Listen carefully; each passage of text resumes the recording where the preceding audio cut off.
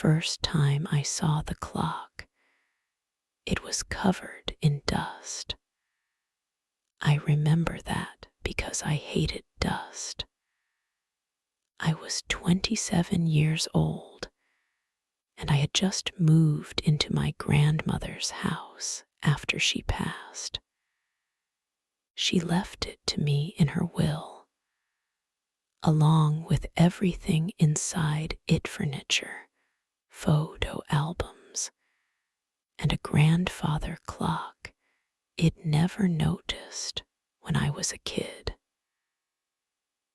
The clock stood in the corner of the living room, tall and dark, like it was waiting for someone to remember it existed.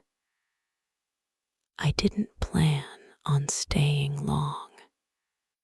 I was just there to clean it out, sell it, and get back to my life in the city. But then the clock started running backwards, and the town started forgetting people. That's where this story really begins. Not with a bang, not with a scream, but with a tick that went the wrong way. It was a Tuesday morning. I was drinking bad coffee and trying to figure out how to disconnect the internet when I heard it. Tick, tick, tick. But something was off. I turned and looked at the clock.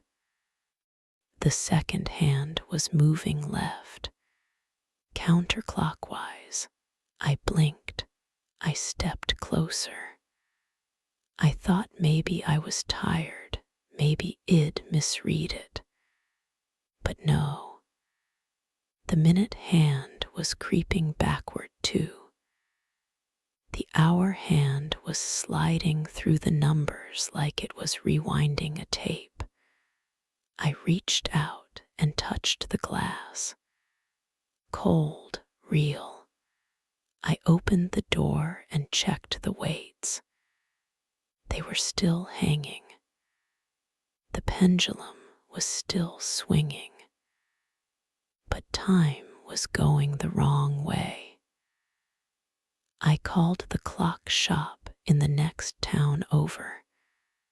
The guy on the phone laughed. Clocks don't run backwards unless they're broken, he said. Yours is broken. But it wasn't broken. It was precise. Too precise. I watched it for hours. It lost exactly 1 minute every hour. Not more, not less. It was like it was counting down to something, or counting back. That's when I started noticing the gaps. People who weren't where they were supposed to be. Mrs. Delaney, who always walked her dog at 7 a.m., wasn't on her porch. Her dog was gone too. I asked the postman about it. He looked at me like I was crazy. Mrs. Delaney, he said, who's that? I pointed to the house. Right there, the blue one with the hydrangeas. He squinted. Oh, you mean the Johnson place? Yeah, nobody's lived there in years. I stared at him. She lived there yesterday. He just shrugged and kept walking. That night, I sat in the dark and watched the clock. The hands were moving backward, steady, relentless. I thought about calling someone, the police, a doctor. But who would believe me? I barely believed me. And then I remembered something my grandmother used to say. Time isn't a line, she'd tell me. It's a river. And sometimes it flows the other way. I used to think she was just being poetic. Now I wondered if she knew something. The next day I went to the library. I looked up the town's history. I found old newspapers, census records, photos, and I started seeing the pattern. Every 30 years, someone disappears. Not just gone, erased. No trace. No memory. Like they were never there. And each time, someone in the town reported a clock running backwards. I found a photo from 1953. A man standing in front of a hardware store. He looked familiar. I stared at it.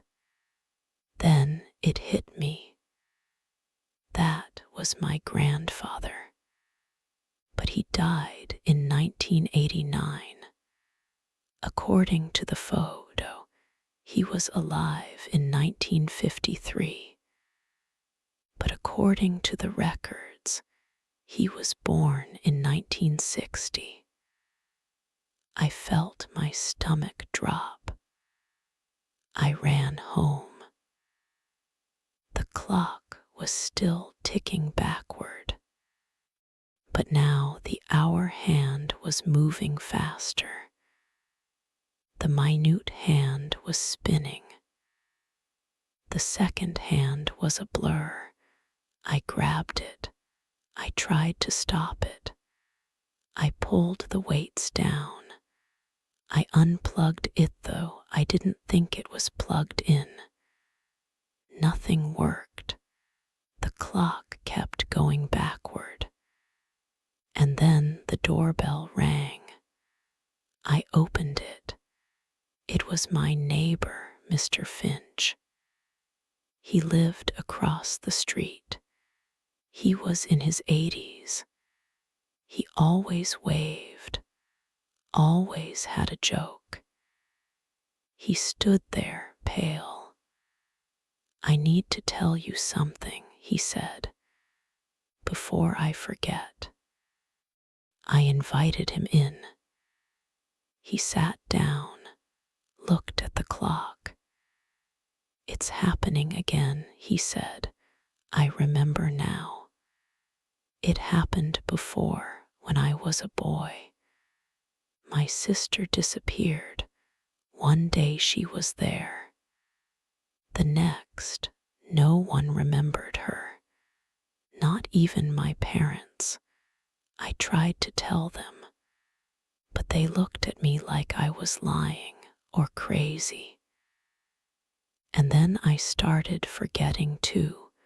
Her face, her voice, everything. Until even I didn't believe she existed. He looked at me. But I remember now. Because of the clock. It's the anchor. It remembers what we forget. I didn't know what to say. I just nodded. He stood up. "I have to go," he said, "before I forget why I came." He walked to the door, turned. "Don't let it take you," he said. Then he was gone. I sat there. The clock was moving faster. The numbers on the face were blurring. I felt dizzy, like the room was spinning. I looked at the photo albums. I flipped through them, and I saw it. A picture of me as a child, standing in front of the house. But I didn't remember that day. I didn't remember being here. I flipped faster. More photos, me, my parents, my grandmother. But the dates were wrong. The years didn't line up. I felt panic rise. I looked at the clock. The hands were spinning now. The weights were rising. The pendulum was still. And then silence. The clock stopped. I held my breath. I looked at the face. The hands pointed to 12, but not midnight, not noon, just 12. Like time had folded in on itself. I stood up, walked to the mirror. I didn't recognize my face. I looked older, younger, both. I tried to remember my name. I could feel it just out of reach, like a word on the tip of my tongue. I reached for the clock, touched the glass, and then I remembered not everything, but enough. I remembered the moment, the 5 seconds when everything changed. I was standing in the kitchen. The clock had just stopped. The air was thick, still. And then I saw her, my grandmother. She was young, not old like I remembered. She was standing in the doorway, smiling. "You found it," she said. "You found the moment." I tried to speak, but no sound came out. "Time isn't a line," she said. "It's a choice. And you just made yours." She reached out, touched the clock, and then she was gone. The clock started again. But this time it was running forward, normal, like nothing had happened. I looked around. The house was clean, empty, like no one had lived there. I walked outside.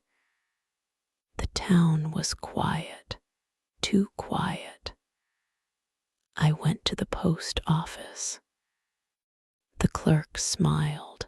"Can I help you?" I opened my mouth, closed it. "I'm looking for someone," I said. "My grandmother, Eleanor Hart." He frowned. "Hart? I don't think I know anyone by that name." I felt my chest tighten.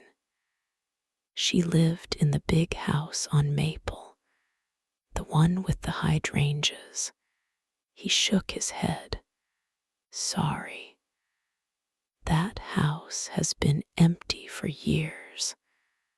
I walked back home, sat in the living room, looked at the clock. It was ticking forward now. But I knew the truth. I knew what had happened. I knew what I had done. I had reset time, not for the world, just for me. I had gone back to the moment before I arrived, before I opened the door, before I saw the clock. And I had chosen to leave, to never come back, to let the house sit empty, to let the town forget. Because sometimes the only way to stop the clock is to step out of time. I sit here now, writing this. The clock is silent. The hands don't move. I don't know if it will ever run again. I don't know if I want it to. But I remember. That's enough. That has to be enough.